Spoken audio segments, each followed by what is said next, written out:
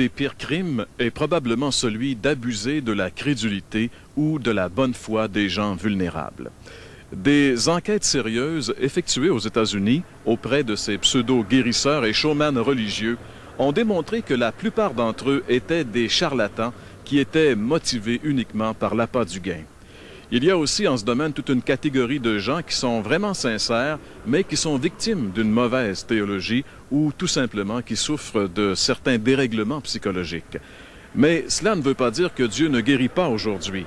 Dieu étant le même hier, aujourd'hui et éternellement, est encore le Tout-Puissant qui peut faire des miracles. Mais attention, j'ai parlé de Dieu, non pas de ses supposés intermédiaires.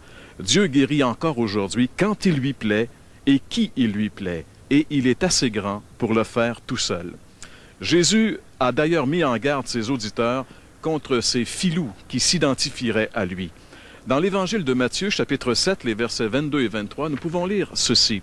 Jésus dit, « Plusieurs me diront en ce jour-là, Seigneur, Seigneur, n'avons-nous pas prophétisé par ton nom? N'avons-nous pas chassé des démons par ton nom? N'avons-nous pas fait des miracles par ton nom? Alors je le dirai ouvertement, je ne vous ai jamais connu. Retirez-vous de moi, vous qui commettez l'iniquité. » Voilà ce que Jésus pense de ces vedettes de la guérison. Et nous ferions mieux de penser comme lui.